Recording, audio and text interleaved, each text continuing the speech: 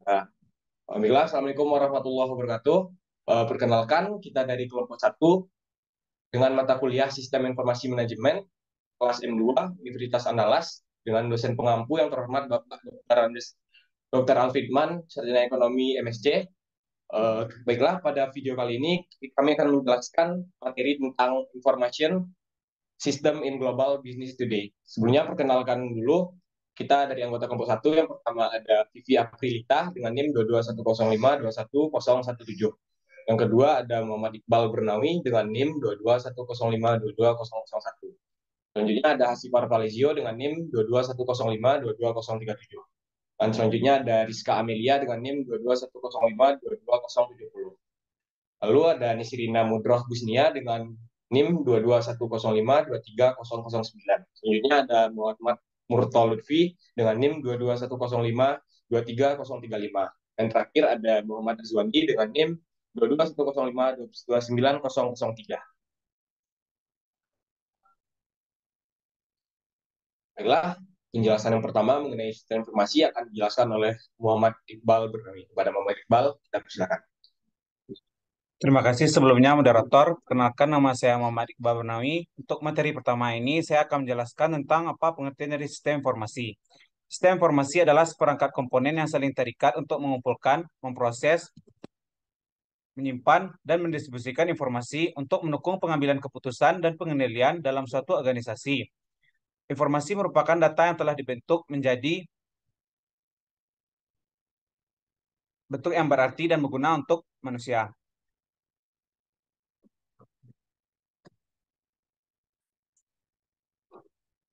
Dalam bab ini, kami membagi menjadi 3 materi. Untuk materi yang pertama, bagaimana sistem informasi berubah dan mengapa begitu penting untuk menjalankan dan mengelola bisnis saat ini.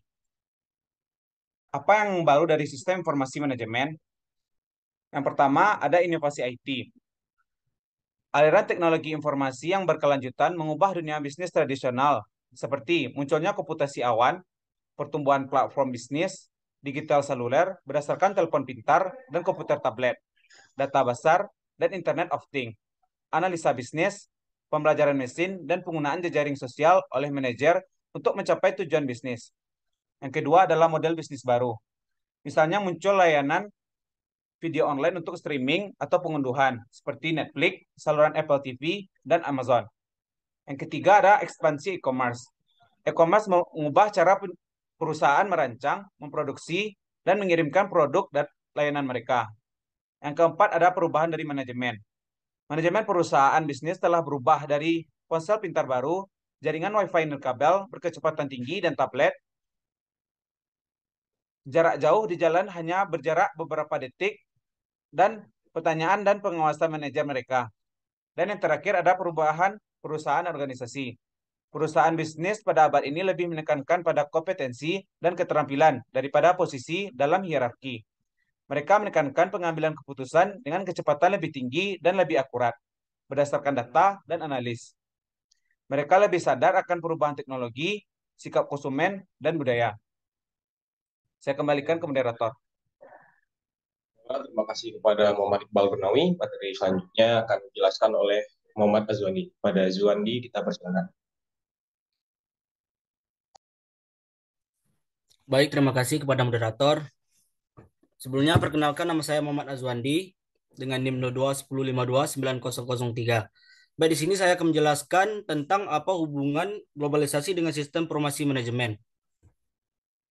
Sistem informasi manajemen munculnya internet menjadi sistem komunikasi internasional yang lengkap telah secara drastis mengurangi biaya pengoperasian dan transaksi dalam skala global. Biasanya komunikasi antar lantai pabrik di beberapa tempat itu sekarang menjadi instan yang nyaris gratis. Pelanggan sekarang dapat berbelanja di pasar dunia, mendapat informasi harga kualitas dengan andalan 24 jam sehari. Kemudian perusahaan yang memproduksi barang dan jasa dalam skala global mencapai pengurangan biaya yang luar biasa dan menemukan pemasok biaya rendah dan mengelola fasilitas produk di negara lain. Kemudian tantangan dan peluang organisasi, yaitu dunia yang tepat. Perdagangan dunia yang terjadi setelah pelayaran Columbus telah mendekatkan masyarakat dan budaya ini. Revolusi industri benar-benar fenomena seluruh dunia yang didorongkan oleh ekspansi perdagangan antar negara. Thomas Friedman menulis sebuah buku yang membahas bahwa internet dan komunikasi global telah sangat mengurangi keuntungan ekonomi dan budaya negara-negara maju. Presentase pertumbuhan ekonomi AS dan negara industri maju lainnya di Eropa dan Asia tergantung pada impor dan ekspor. Kemudian perusahaan digital. Perusahaan digital yang muncul, semua perusahaan digital adalah perusahaan yang dimana hampir semua hubungan bisnis organisasi disignifikan dengan pelanggan, pemasok, dan karyawan diaktifkan di dimensi secara digital. Proses bisnis mengacu pada serangkai tugas dan perilaku yang terkait secara logis, yang dikembangkan organisasi dari waktu ke waktu untuk menghasilkan bisnis tertentu dan cara unik di mana aktivitas diatur dan menghasilkan koordinasi. Contohnya yaitu mengembangkan produk baru yang menghasilkan dan memenuhi pesanan, membuat rencana pemasaran, dan pekerjaan karyawan. Baik, terima kasih. Saya kembalikan kepada moderator. Terima kasih kepada Muhammad Azwani. Baiklah, dari selanjutnya akan dijelaskan oleh Vivi. Pada Vivi Aprilita, kita persilakan.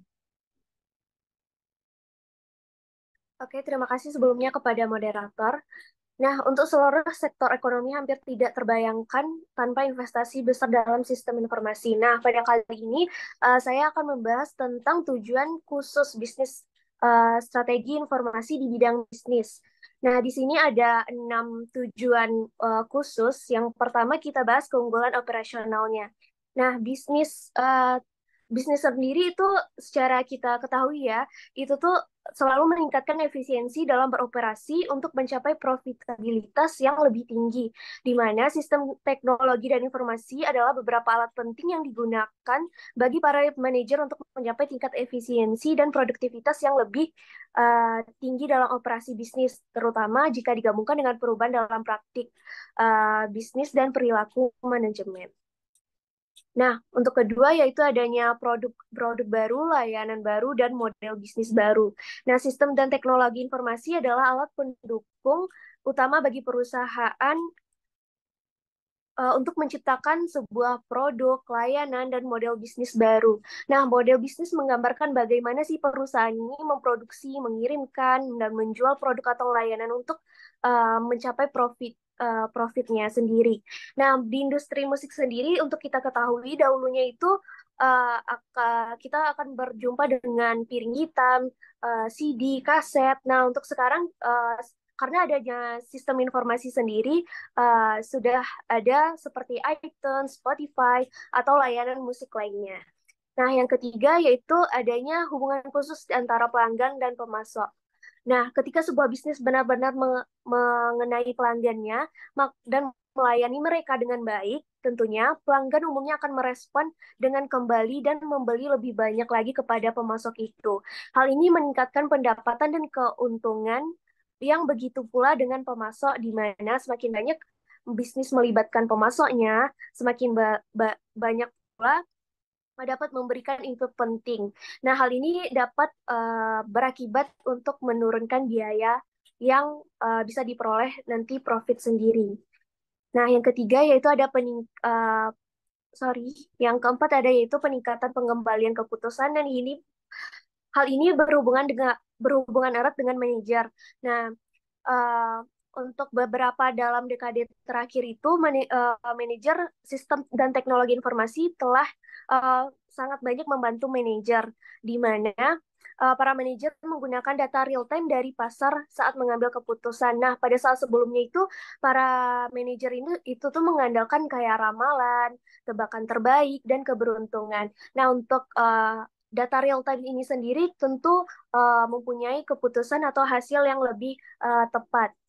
Nah, yang kelima yaitu ada keunggulan kompetitif. Nah, jika poin-poin yang sebelumnya ini tuh sudah tercapai, maka perusahaan tersebut sudah mendapatkan keunggulan kompetitifnya, baik dari keunggulan operasional, produk, pelanggan, atau peningkatan serta pengembalian keputusan sendiri.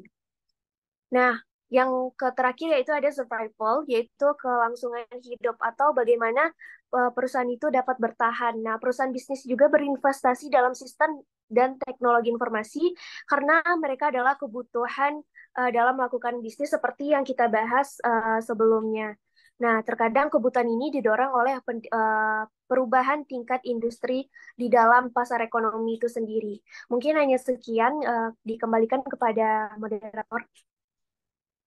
Terima kasih kepada Vivi yang pinta. Materi selanjutnya akan dijelaskan oleh Rizka Amelia. Pada Rizka Amelia kita persilakan. Baik, terima kasih moderator. Saya Rizka Amelia akan menjelaskan materi selanjutnya tentang definisi dan bagian-bagian dari sistem informasi. Seperti yang telah dijelaskan, sistem informasi secara teknis sebagai seperangkat komponen yang saling terkait. Ia mengumpulkan, memproses, menyimpan, dan mendistribusikan informasi untuk mendukung pengambilan keputusan dan pengendalian dalam suatu organisasi. Informasi merupakan data yang telah dibentuk menjadi bentuk yang berarti dan berguna untuk manusia. Sedangkan data adalah aliran fakta mentah yang mewakili peristiwa yang terjadi dalam organisasi atau lingkungan fisik sebelum mereka telah terorganisir dan disusun menjadi bentuk yang dapat dipahami dan digunakan. Kegiatan dalam suatu sistem informasi menghasilkan informasi yang dibutuhkan oleh organisasi untuk membuat keputusan, operasi pengendalian, menganalisis masalah, dan menciptakan produk dan jasa yang baru. Kemudian, sistem informasi juga dibagi atas beberapa bagian, yakni yang pertama, kegiatan sistem informasi menghasilkan informasi yang dibutuhkan organisasi. Bentuk yang dihasilkan itu berupa input sebagai penangkap data mentah dari organisasi maupun lingkungan eksternal. Kemudian pemrosesan, yakni mengubah data mentah menjadi bentuk yang bermakna. Kemudian juga output yang mentransfer informasi yang telah diproses kepada masyarakat atau aktivitas yang menggunakannya. Untuk bagian selanjutnya yaitu masukan. Output dikembalikan kepada anggota organisasi yang sesuai untuk membantu mengevaluasi atau mengoreksi tahap masukan. Kemudian bagian yang terakhir yaitu program komputer dalam sistem informasi. Komputer dan perangkat lunak merupakan fondasi dan alat teknis. Jika dimisalkan hal ini seperti bahan dan alat yang digunakan untuk membangun rumah.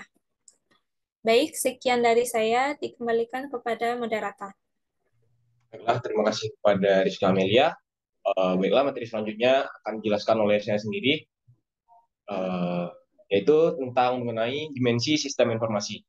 Dimensi sistem informasi terbagi atas. Yang pertama ada organisasi. Organisasi dalam dimensi sistem informasi merupakan struktur sosial formal yang stabil, yang memiliki sumber-sumber berasal dari lingkungan untuk diproses, hingga menghasilkan output. Organisasi dalam sistem informasi juga berisi berupa sekumpulan hak, hak khusus, kewajiban, dan tanggung jawab yang harus diseimbangkan dalam periode tertentu melalui konflik dan resolusi konflik. Selanjutnya ada manajemen.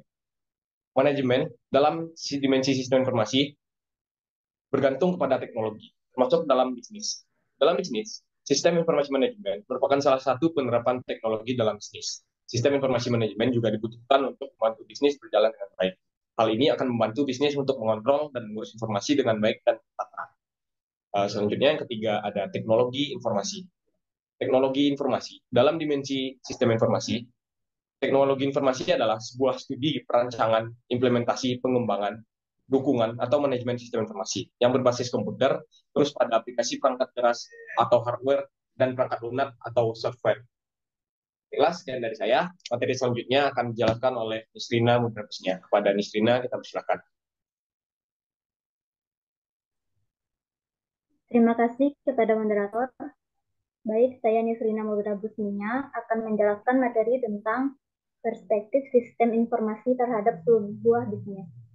Manajer dan perusahaan bisnis berinvestasi dalam teknologi dan sistem informasi karena mereka memberikan nilai ekonomi nyata bagi bisnis. Sistem mengasumsi bahwa pengembalian investasi akan lebih unggul daripada investasi lain dalam bangunan, mesin, atau aset lainnya. Pengembalian yang unggul akan dinyatakan sebagai peningkatan produktivitas, sebagai peningkatan pendapatan.